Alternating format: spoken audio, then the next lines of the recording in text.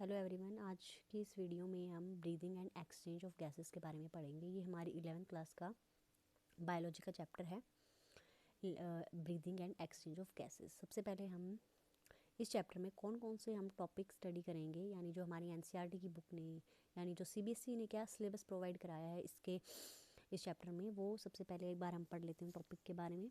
Respiratory organs, mechanisms of breathing, exchange of gases, transport of gases, regulation of respiration, disorders of respiratory system. ये हमारे जो topic हैं जो इस chapter में हमें स्टडी करने हैं। तो सबसे पहले अब इन टॉपिक्स का मतलब ये नहीं है कि हम सिर्फ इन्हीं के बारे में पढ़ेंगे। किसी भी चीज़ को सीखने के लिए, पढ़ने के लिए या समझने के लिए उसके बेसिक टॉपिक की नॉलेज हमें पता होनी चाहिए। यानी जो यहाँ पे breathing and exchange of gases लिखा, अब हम किसी से पूछते हैं कि व्हाट इज़ ब्रीदिंग, तो वो एक नॉर्मल सा जवाब देते हैं कि inhale of oxygen and exhale of carbon dioxide, that is breathing. That is right, breathing is that. But what about exchange of gases, what about respiration?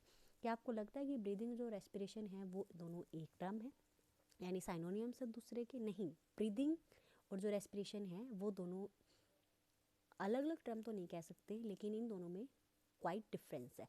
जो ब्रीदिंग है वो हमारी एक नैरो टर्म है, और जो हमारा रेस्पिरेशन है वो हमारी एक ब्रॉड टर्म है। ब्रीदिंग में हमारा क्या आता है, इसको हम बोल सकते हैं कि फर्स्ट स्टेप ऑफ रेस्पिरेशन, यानी रेस्पिरेशन का जो सबसे पहला स्टेप है वो है ब्रीदिंग। ब्रीदिंग में हम क्या पढ़ते हैं? Supply of fresh water, air, respiratory organs तक फ्रेश वाटर और एयर की सप्लाई होना, जिसको हम इंस्पायरेशन बोलते हैं, और रिमूवल ऑफ फॉल एयर और वाटर फ्रॉम दैम, जिसको हम एक्सपिरेशन बोलते हैं। अब इसमें एयर तो कौन सी रिमूव होती है? CO2। और जो वाटर है वो कौन सा रिमूव होता है? जैसे कि हमारा यूरिन, यानी फॉल यानी जो वेस्टेज है। तो ब्रीदिंग का तो मतलब क्या हो गया कि फ्रेश जो एयर है हम ले रहे हैं, और जो फॉल एयर है वो हम निकाल रहे हैं।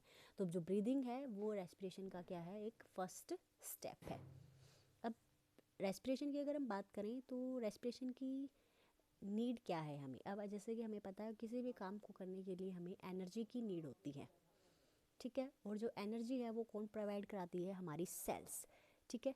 जो सेल्स हैं वो हमें नॉन स्टॉप एनर्जी प्रोवाइड कराती हैं, लेकिन वो जो एनर्जी है वो कहाँ से डेवलप होती है, कहाँ से बनती है, कहाँ से प्रोड्यूस होती है? वो होती है ऑक्सीजन से। उस एनर्जी को बनाने के लिए सेल्स को ऑक्सीजन की नीड होती है, और जो ऑक्सीजन है वो कौन से मैकेनिज्म से मिलती है हमें? रेस्पिरेशन से, यानी ब्रीदिंग से। तो जो नीड ऑफ रेस्पिरेशन हमें पता चल गया कि जो सेल्स हैं वो एनर्जी नॉन स्टॉप हमें प्रोवाइड कराते रहें, और जो सेल्स हैं वो प्रॉपरली वर्क करते रहें, हमारी जो बॉडी है, हमारी जो टिश्यूज़ हैं वो काम करते रहें, उसके लिए रेस्पिरेशन का होना ज़रूरी है। उसके बाद आता है कि भाई ब्रीदिंग एंड रेस्पिरेशन में एक डिफरेंस क्या? कई बार क्वेश्चंस 2 मार्क्स में, 3 मार्क्स में पूछ लेते हैं कि ब्रीदिंग और रेस्पिरेशन में क्या डिफरेंस है। ब्रीदिंग को हम वेंटिलेशन आपने सुना होगा कि फ्रेश एयर का आना और फॉल एयर का बाहर जाना, this is ventilation.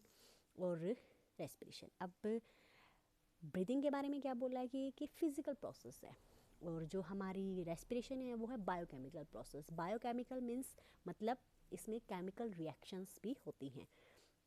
First step है रेस्पिरेशन का, ठीक है। रेस्पिरेशन में क्या होता है? Exchange of gases, oxidation of food, energy बनती है, और जो एनर्जी है वो ATP में स्टोर हो जाती है। अब ब्रीदिंग में हमने क्या पढ़ा था कि सिर्फ फ्रेश वाटर जो एयर है उसकी सप्लाई रेस्पिरेटरी ऑर्गन्स तक होती है, और फॉल एयर और जो वाटर है वो रिमूव होते हैं।